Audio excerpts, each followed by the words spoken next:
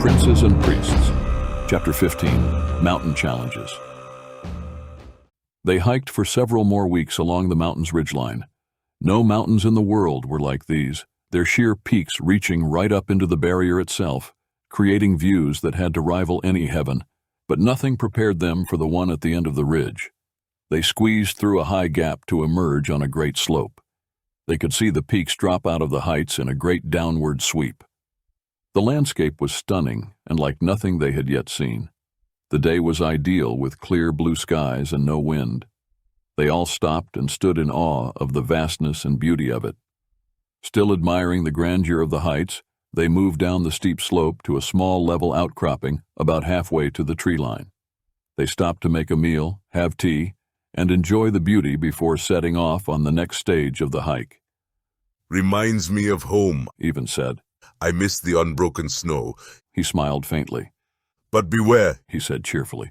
"the ground is neither level nor flat, and the snow can drop out from under you and let you fall 1,000 feet into a raging river." He leaned back on his elbow, his ankles crossed. He gazed out at the land. "There have been wars won that way, luring an army in mass, using only a few warriors. If you run fast enough, you can get across. The snow bridges will give out under the weight of the army while you might survive. Not always, though." He sighed at the memory of his people. "What's your home like?" Selma asked Raven, sitting down next to him. It's sort of like this, but different stone that forms what seems to be towers, not peaks. Not like the serpentine ridgeline we just hiked. Flat-topped more often than not, and full of caves and hidden vales, mist and tree, rock and stone. He shook his head. But I left that home long ago. I hail to Pert now. "We should keep moving," Kava said. "The slope looks easy, but it's not going to get hiked in a single day, and we're being followed by something hungry but wary. Do you feel it, Shannon?" "Yes." He picked up his pack and swung it onto his shoulders. The others all got up. Ivan kicked out the small fire and scooped up Travis. They started off down the slope at an angle, switching back and forth along the length of it to make the steepness easier to traverse. They hiked until twilight. Kava chose a solid campsite. It was a spear of the mountain coming through the snow, indicating that the ground was solid under them. They planted their backs to the stone so the heat of the fire would reflect back at them once it warmed. Shannon didn't leave camp that night and let the others sleep while he took watch. It was nearing dawn when Shannon tapped Revan through the wall of his tent. The dwarf was out in a moment and joined Shannon silently. Shannon knelt and motioned with his hands. He used cleric signs, telling Revan where to look. Revan nodded and looked. It took a long time in the pre-dawn darkness, but when his eyes saw it, he sucked his breath in sharply. He had no idea what it was, but it was either big or many of them very close together. Shannon motioned that he was going to circle around and signaled for Revan to wake the others. Revan nodded and then moved to do so. Shannon was gone, silent and fast. Ivan was just rolling out of the tent when the attack came. Revan shouted in surprise at the suddenness of it. Shannon's presence in the camp must have delayed the hunters' attack. There were many, and they were very big. They seemed like wolves at first, but then they stood up and moved like long-legged men. Revan barely escaped an attack, falling backwards from the powerful swipe of a great long arm. He shouted a dwarven exclamation of surprise, and unexpectedly a flare of power shot outward from his hand. He did not anticipate the flare. It had never happened before. He was not even sure if it was the dwarven shout or the motion of his hand or something else altogether. The blast hit the creature and flung it away into the darkness, leaving at least 5 more. They blurred into the darkness with some sort of magic. This made them harder to see, and targeting was all but impossible. Revan hit the ground on his back and rolled up to his feet. His hand was tingling down to his elbow and nearly useless. Dave threw up a flare, which shot upward and exploded into brightness, illuminating the campsite. Even with the light of the flare, the enemy was still hardly visible, blending into the dark background. Ivan roared. He had swung and missed as claws raked across his back, causing him to stumble forward. Oirion stepped in with an attack. He was able to judge by the angle of the attack on Even where the creature actually was, and got in a solid strike, saving Even. Kava jumped out of the darkness, taking down another of the beastly men. The creatures were nearly starved and mad with hunger. Their attacks were wild and savage. Kelly was attacked coming out of her tent, her leather bracer torn by claws as she deflected the beast. Tavia scrambled out of the tent with Travis, not wanting to be caught inside the tent if it collapsed. Dropping to her knees with her son sheltered in her arm, she did her best to pull her bow out. Hindered by Travis and struggling with the cold and dark, she fumbled trying to get an arrow to the string. Salma screamed and leapt at the beast rushing at Tavia. The fight had barely begun when, all of a sudden, a spell slammed into the camp. It felt as if they had all been hit with a brick wall. The air was driven out of them with a shockwave, and all motion failed. They simply stopped being able to move. The creatures shrieked and dropped as well, panting and whining. Another creature appeared in the light of Dave's flare. It was unlike anything they had ever seen before. It was black, with spines coming out of its skin, like some sort of gruesome exoskeleton. It walked like a four-legged spider, but had the body of a man, all of it shrouded in darkness. It darted forward with its staff in hand, glowing red from 4 great spikes jutting from the top. The spider wizard grabbed Oirion by the shoulder with one of its legs and pulled him close to smell him. Oirion groaned in pain. It hissed and shivered in pleasure. Its thick, meaty tongue shot out and twined around Orion's neck and chin. Oirion gagged at the touch of the thing. Its enjoyment was stalled when it jerked and spun around with an annoyed hiss as it felt Shannon driving a sword into its side. The man in black had come up as silent and unnoticed as a shadow. The wound seemed to have little effect at the moment, but it was at least an injury. Run. He ordered as he jerked the blade sideways. Leave the tents and run. The spell began falling off as the spellcaster began shrieking. There was a dark magic that was being used. The priest could not tell if it was the creature's attempt to stay alive or if it came from Shannon. The thing dropped Oirion as it turned to deal with Shannon more fully. Shannon drove the sword in again, ducking through arms and attacks. The last of the spell dropped away as the thing screamed with its dying breath. Raven glimpsed the motion of 1,000 more wolf creatures rushing down the mountain toward them and swore a dwarven curse. Run! Shannon yelled again, using the full volume of his voice, the urgency clearly evident in his tone. They all started to move, staggering out of the spell. Before the stunned wolfmen could move to follow, Kava was on them. He had shaken the spell faster than the others and attacked while they were still recovering from the magic.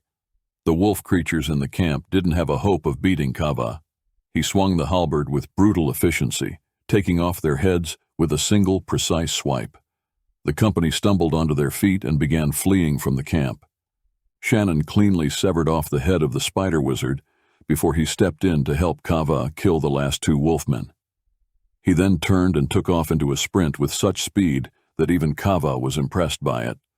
Kava suddenly felt as if he was about to be jerked off of his feet, as if some kind of powerful magic was pulling him down after Shannon.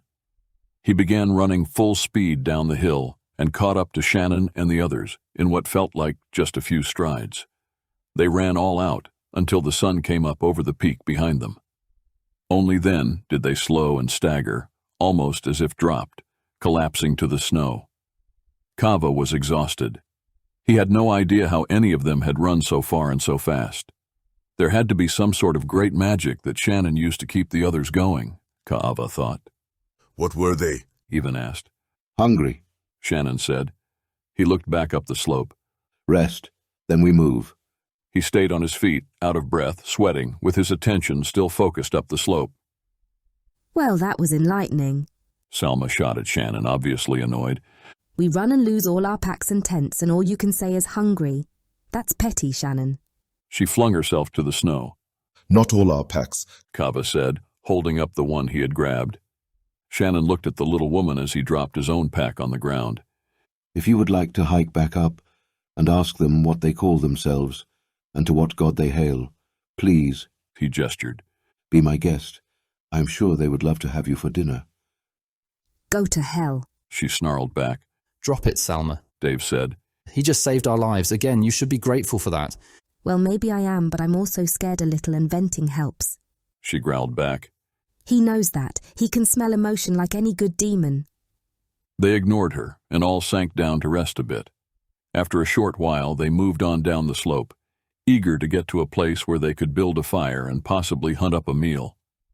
Within a mile of the tree line, the slope shifted and began to ease off somewhat. They spread out and crossed the crust of hard snow. Their thoughts were interrupted as the snowfield thudded underneath them, dropping several feet all at once. They all froze in place. Move! Raven ordered. They all began to move as the snow began to drop and settle in sections.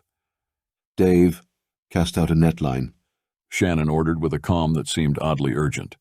Disperse the weight. Dave made a motion, as if casting out a great net. The cords of power flashed for a moment as they flew through the air but went invisible as they landed on the snow. They could all see their footprints press outward, leaving impressions that were 5 times larger than their feet. Spread out, Dave said.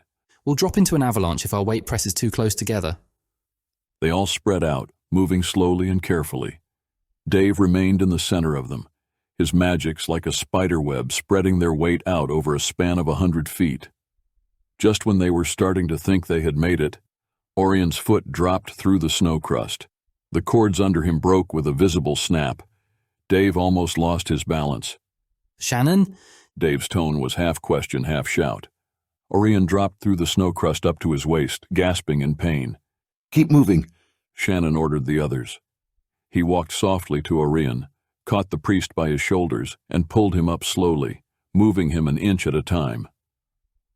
By the time Shannon had pulled Oirion back to the surface of the snow crust, the others had already reached the tree line and turned back to watch. Oirion was so tired and so sore, he stayed there, kneeling in the snow, his head hung low. Shannon waited still as a statue, stone-like, only his cloak shifting in the wind. He remained beside the priest, a silent guardian not about to abandon him. Let's find a place to set up camp. Raven said. We can make some lean-tos with boughs, and Kava we need food. I'm on it, the orc said, and trotted off, leaving them to try to find a suitable spot to prepare the campsite and build a fire. They were almost finished by the time Shannon finally took Oirion under the arm and pulled him to his feet. Oirion struggled to get up, but wasn't able to without help. For once, he accepted Shannon's assistance without argument. The others intentionally kept their focus on the camp, allowing Oirion what dignity he still had, as he once again limped into camp with the aid of Shannon. The campsite was sheltered by a snowbank that had swirled around one of the few great fir trees. It had a wall of snow wrapping around it, which provided a backrest to lean against. It also blocked out all the wind and held in some heat. Tavia had a fire going, built out of small twigs and pine needles, and the others had built a roof around the top of the snowbank to hold in more heat and to hide the light of the fire. Kava was not yet back, but the others were gathered in their snow shelter. All of them offered Oirion a wary smile, but nothing was said. Shannon eased the priest down to the ground. Tavia gathered extra boughs to put under him to ease the cold and soreness of his body. Oirion groaned, despite his attempt not to. Raven left his last bit of shelter building and knelt with the other priest. They took hands and sank into prayers of perseverance. The others huddled around the meager fire. Everyone was exhausted and sore. Tonight, Shannon made no effort to go food-seeking or to help with any other tasks, as he normally did. He sank to the ground with his back to the wall of snow, his knees drawn up. His arms rested on his knees, his hands limp with weariness, and his head hung low. There was no movement out of him, but it was obvious that he didn't enter his usual trance. Theo struggled along with Kelly and Even to put up more boughs. They did the best that they could in the gathering darkness and limited space. They all hurt, and the cold never went away, but tonight they had a real fire and a more solid shelter than they'd had in weeks. They were all glad for it. The pain of the cold was a constant thing that never left them, but Despite the cold, this campsite actually gave them the hope of sleeping. Tavia made a meal of thick broth using a powder that the orcs had given them, which she found in the remaining pack, along with a small pan and a few bowls. The others were very glad for it and ate all that she gave them. She didn't press Shannon to eat with them, but kept a small bowl for him, set to the side. The broth was hot and filled the stomach, but was the last of their food. Unfortunately, Kava had nothing to add to it when he got back. Shannon didn't move to help, nor did he react when the meal was done. Too high yet, Kava apologized as he finished the broth. and I think the things on the slopes have come down to hunt the area out. No one said anything but shrugged it off. No one blamed him at all or worried about it. They were far too tired. They ate and then one by one crawled into their cloaks, and with each other's company, they tried to get some sleep. Tavia sent Travis to sleep with Kelly and Salma. She would join them shortly. She took the little bowl, watered it down, and crawled over to Shannon. She knelt in the snow, holding it out to him. He lifted his head slowly, looking from the bowl she offered to her face. He didn't say anything, but looked at her as if he had no idea who she was. He had to wonder if she realized what gesture she was making. In that stance, and with the way she held the bowl, right down to the way her fingers crossed under the offering, it meant so much more. In another age and another place, her motion could well be taken as a marriage proposal. It almost struck him as funny that he would even notice such a thing. The last time he had seen anyone hold a bowl that way was at his wedding. Please, she whispered. He didn't move at all. He could taste that she was tired, sore, and cold. Shields blocked her emotions as always, but all her physical pain was open to him. Her life was so close, whispering at him, as real as a perfume and as welcome as warmth to a cold man. She pushed his knee aside to kneel closer to him and held the bowl out to him. She hid her emotions behind shields, but as he looked at her, a single tear ran down her cheek. It was far sweeter than physical pain. He could see the power in it, like swirls of light and flecks of gold. Whoever Tavia was within her soul, she was far more than the farm wife she played at being. His hands began to shake, and his head buzzed with hunger. His body ached to pull her in. He could not even take his eyes off her face. The broth she offered was nothing he needed or even wanted to bother with, but the tear offered so much more. He could not just let it go. To let it be wasted while he was left with his sinking energies and unbearable pain was almost a guarantee of harm to the others. He moved slowly, not sure he was actually going to reach out, but he did. With care, with the softest touch, he wiped the precious tear off her cheek with his middle finger. He wanted to take it on his lips and let the energy sink in and save him, but not with her watching him, not with those eyes. Instead, he wiped it with his thumb and absorbed the unshielded emotional and life energy of the tear through his glove and his fingers. It was a small breath of relief. It was not nearly what it might have been, but he could not show that side of himself to this woman. It was, to him, what the hot tea on the slopes above had been to the others.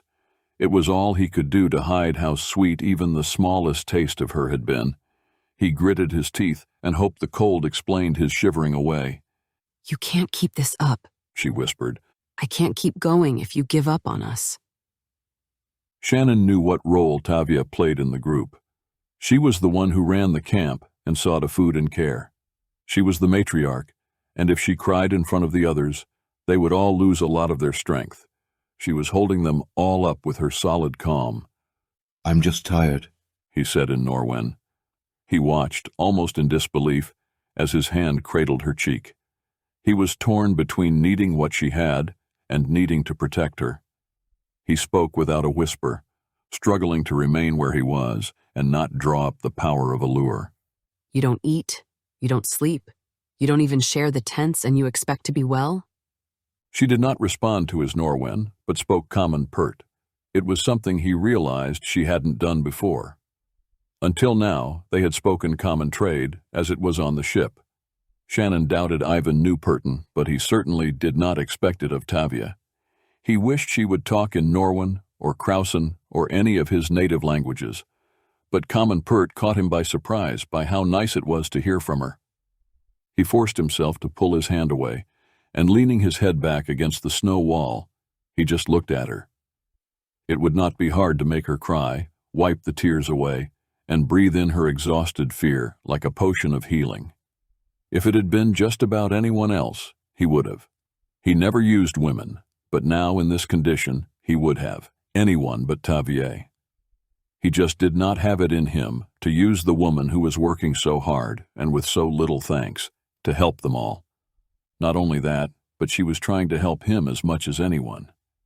That was a rare thing.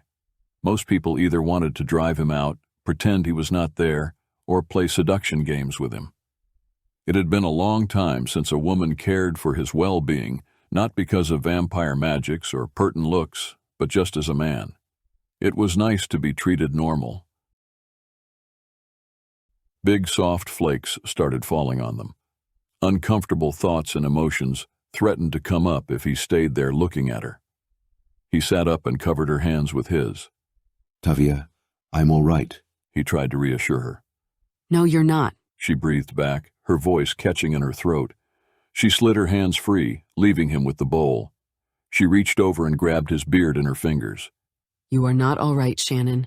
She half growled at him, tugging on his beard, making sure he knew that she realized that if he was all right, he would not have a beard. She leaned close so no one had any chance of hearing what she had to say.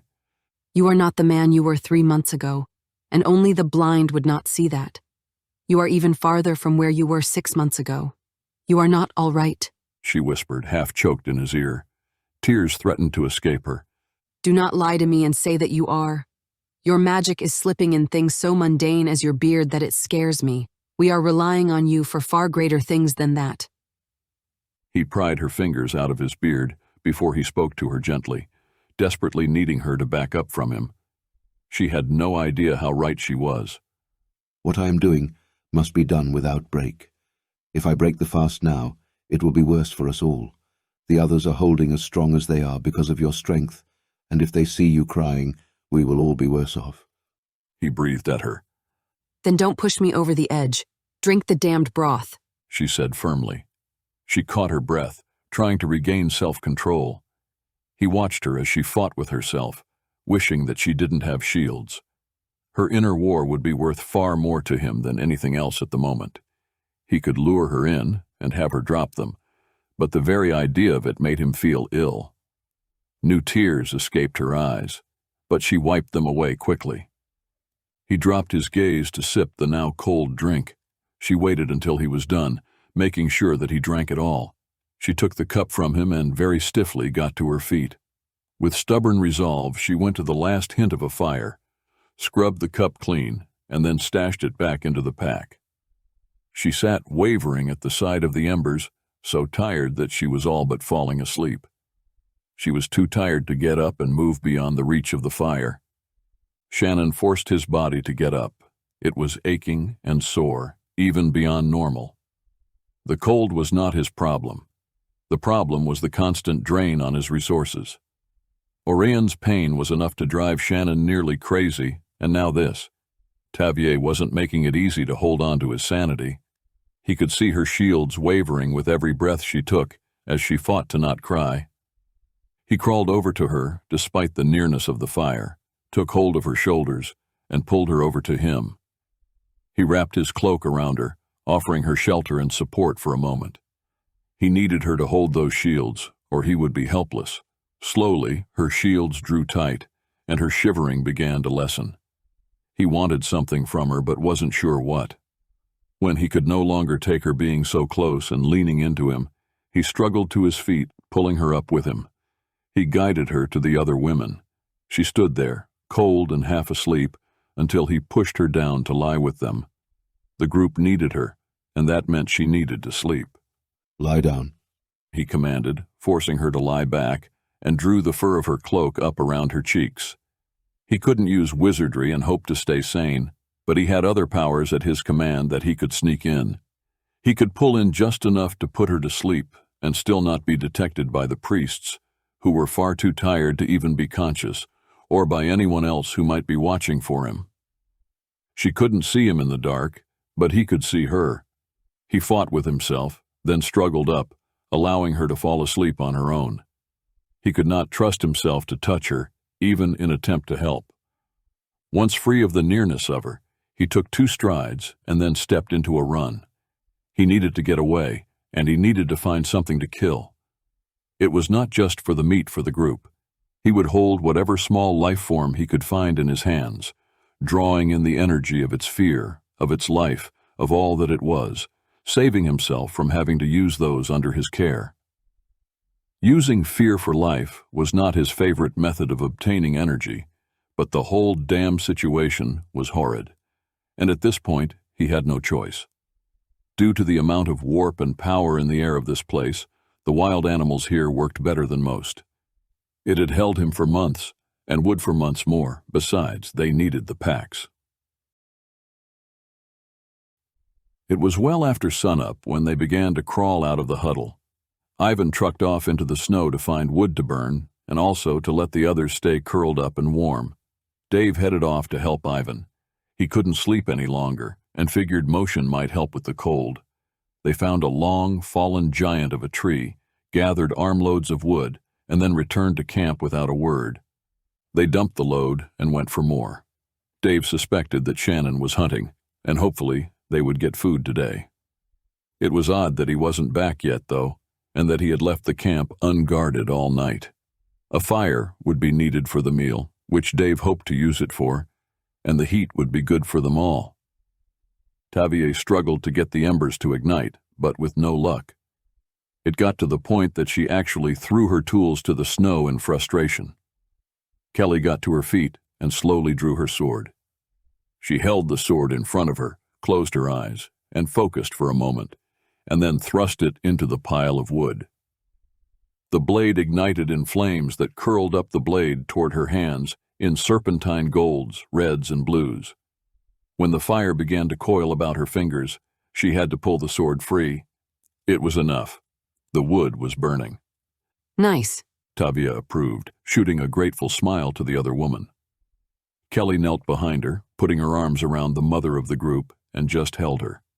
Engulfed in warmth that seemed to be more than just cloak and arms, Tavia knew there was some sort of magic to the embrace. Kelly remained for a moment, then got up and went after the men to help gather wood. Tavia looked after Kelly with an odd expression. What do you suppose that was? She asked Raven, who stood near the new fire looking wild and worn. We all feel that way, Tavia. Raven said. You do a lot. He pulled his hood up over his wild hair and went to gather wood as well. They returned with a number of armloads of wood and piled it as a defensive wall. Then they dropped down to soak up heat from the fire. Shannon returned hours later. He carried a speckled brown deer over one shoulder and had several of the lost packs in his hands and slung on his arms. They had been torn and likely emptied, but he had them, and none of them were empty now. He had to have risked a great deal to get them and to gather up what had been scattered. Ivan jumped up with a cheer as Shannon dropped the load of packs. He caught Shannon up in a great hug, lifting the Purton off his feet for a moment. The big Aziran kissed the man with a show of his affection. Setting Shannon down, Ivan grabbed up the packs and began passing them out with delight. Shannon stood stock still, as shocked as the others. Dave had stopped breathing altogether. For a moment they were all so stunned that no one moved at all. Ivan didn't even notice as he dropped to his pack. Pulling out a pair of clean socks with the happiness of a delighted child, he started to sing a little happy Aziran rhyme. They all had brightened at the idea of meat.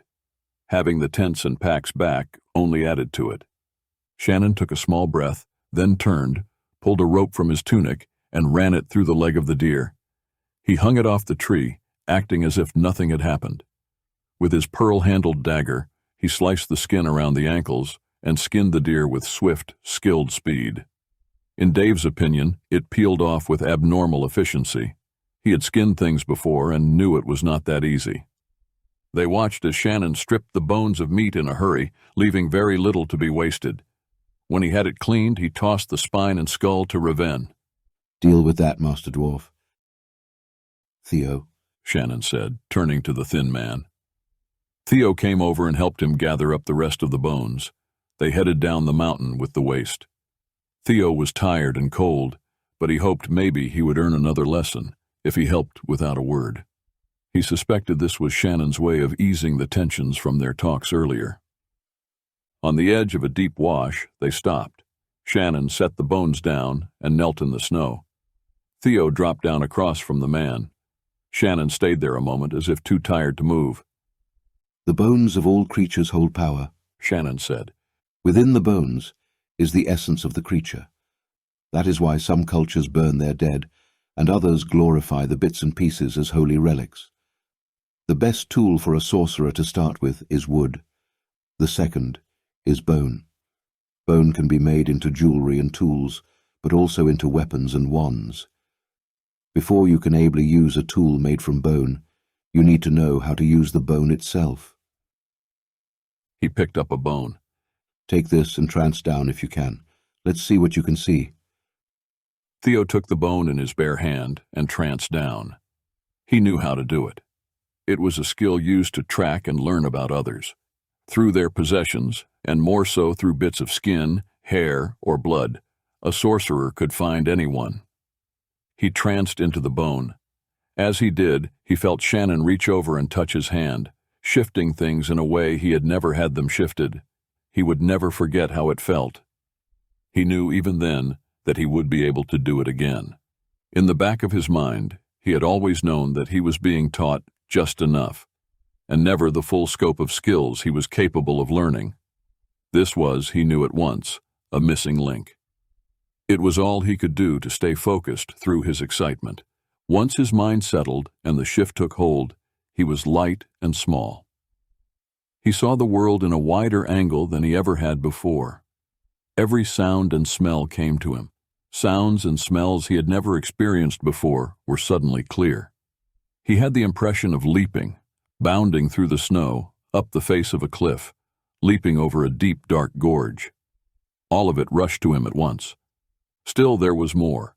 He felt power in a way he never had. He felt it all, the way the creature knew how to shift color, to hide, to feel hostility and hunger from others, and how to avoid dangers, all flooded his mind.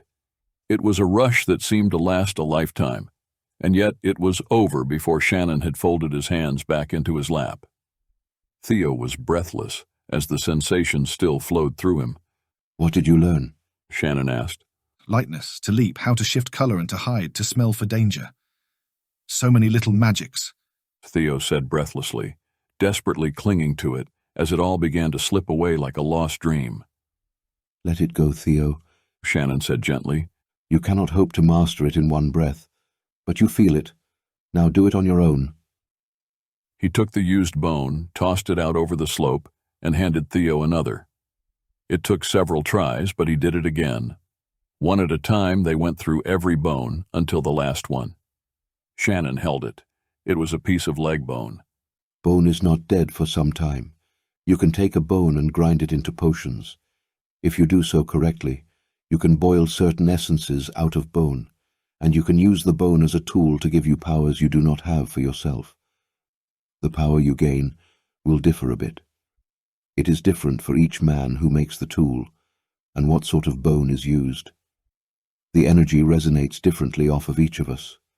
No two sorcerers are alike. Your voice will never be exactly like mine, and I will never sound like you. That is a simple enough explanation for why it will be different. Only you can master you. What we are going to do is create a sorcerer's essence using the deer's memory and essence in the bone. You need to have tranced into the bone enough that the essence will recognize you. So, now shave off a piece." He handed over the bone and the dagger that he used to butcher it earlier. Theo looked at it a moment, then moved to saw through the bone. He found that the knife sliced through it as if it was nothing more than a block of cheese. Shannon had him slice the entire length into discs, which he then gathered together. As Shannon drew a rune in the snow, explaining its name and power, Theo carved the symbol into the bone discs with the dagger point. They repeated the process for most of the bone discs. Shannon set aside the extra discs before he set to work on the carved ones. The discs that Theo had carved were strung on a cord of sinew that Shannon had saved from the deer's gut. He explained how to twist the cord, preserving the essence in it, how to bind spells, and how to add more spells for wear, strength, and other small magics, most of them rather mundane. In the end, Theo had a bone disc belt. It was a little crude-looking, but it was his. It was made by him for him and held more magic than anything else that he owned. Shannon took the last 3 discs, carved different runes on them, and strung them together. He handed them to Theo. Tell me what this is, and for whom I made it. Theo held the discs and tranced down to touch the magic and the runes. He saw that he did not recognize any of them, but opened his mind to try and place them. It is for Oirion. It's a shield to hide his pain in the way the deer would have hidden from the creatures here, creatures that prey on the energy of pain. It has magic to make him feel lighter, to aid him with his back. He looked up, amazed at both the fact that he knew what the new runes were and that Shannon would make such a gift for Oirion. It seemed even more amazing that it was so easy to read. Oirion will not accept anything from me, Shannon said. But a gift from you he might wear. Won't he know that it's sorcery and be mad as well as refuse it? No. To him, it is but bone and sinew. With the warp here, the tiny bit of power that we use to activate the essence spells will not be detected. Revan will know not as a priest, but as a dwarf. Look at a dwarf's jewelry and see what they wear. Bones hold power, and dwarves are masters of bone work. He might ignore it, or he might give you lessons. If he does, listen well to him. His bloodline is very powerful. Shannon rose and offered a hand to Theo. The gesture was huge and complex. Theo knew who and what Shannon was, and to take his hand would be to open himself to Shannon's powers. Reaching up, he firmly took hold of Shannon's hand and used it to get to his feet. Theo held Shannon's gaze. He knew what he had done, and he was not afraid. He had chosen sides a long time ago, and while the King of Norwood scared him, Theo would always take his hand if it was offered. Shannon almost seemed to say something, but Theo took his hand back to tie the belt on under his fur. He slid the new belt for Oirion into his pocket, and they headed back up. He smiled at how light he felt, and noticed how much less he sank into the snow than he had on his way down. This trip might be worth every step if Shannon kept giving him the missing pieces of power that he had so desperately been seeking. Thank you, he said, stopping just as they reached the top of the slope. Shannon stopped and looked at the often misunderstood man. He didn't say anything, but just turned to hike back up the steep hill to camp, pulling his hood up as he went. Theo smiled and trotted ahead to beat Shannon to camp. Revan knew what Shannon wanted. He moved uncertainly, not sure if he was going to do it. He took the skull and spine away, wondering why Shannon would want him to do this. It was a dwarven magic that the Pertin asked for, and one that Revan knew well enough. All boys learned it before they ever went hunting. Revan hiked up above the camp, still not sure how he felt about it. He stood, holding the bones, debating if he was going to call on the gods of his childhood. He was not so sure he was ready to just give up on the religion he had devoted his life to. Closing his eyes, he stood in the snow and waited for a sign. He moved easily when he finally did. Lifting the bones before him, Revan looked to the white-gray sky above and to the dwarven gods. He began to whisper the words that he had not whispered since he was young. As he did, he felt the priesthood of Pert falling apart and slipping away. Weight seemed to be unweaving and sliding off his shoulders, one heavy cord at a time. The ropes he used to hold his priesthood together and had clung to were unable to hold him any longer.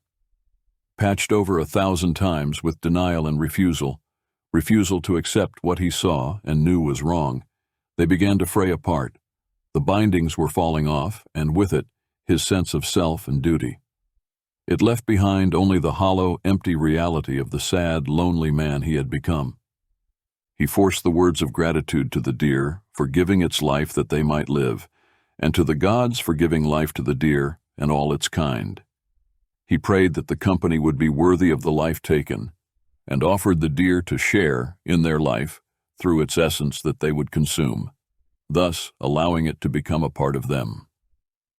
He was sobbing by the time he had reached the last words. He could barely see through his tears.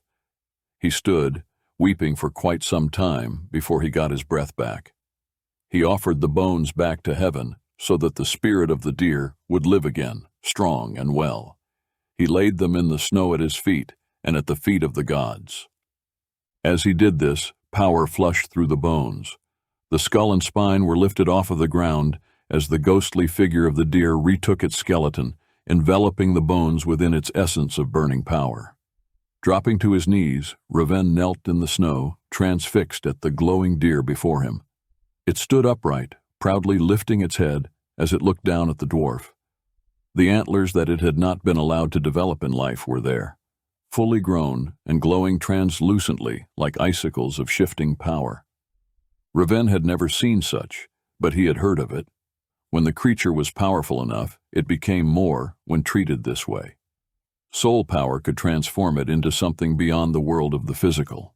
It was at this point that most dwarven priests would die, shredded by the power they sought to hold. Much strength of soul was needed as they tried to bind the greater creatures into summons, and not all passed the tests.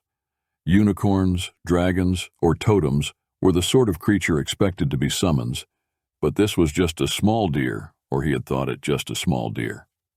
The deer looked at him a long moment, and then bowed its head, blowing hot air in his face. The dwarf caught his breath as the deer turned and bounded away, leaving no tracks behind. It was not released and given a place in the holy gardens, as Raven had meant when he began. Instead, it had chosen to become a summons for the dwarven priest that it saw in Raven. Covering his face in his hands, Raven tried not to cry again. He didn't succeed. Dwarves were emotional by nature, and the trip was catching up. He just could not bite it all down anymore. Everything flooded out, from the stress of the caves to the fact that he knew he was no longer a priest of Pert, but was taken back by the religion and gods of his grandfather's world.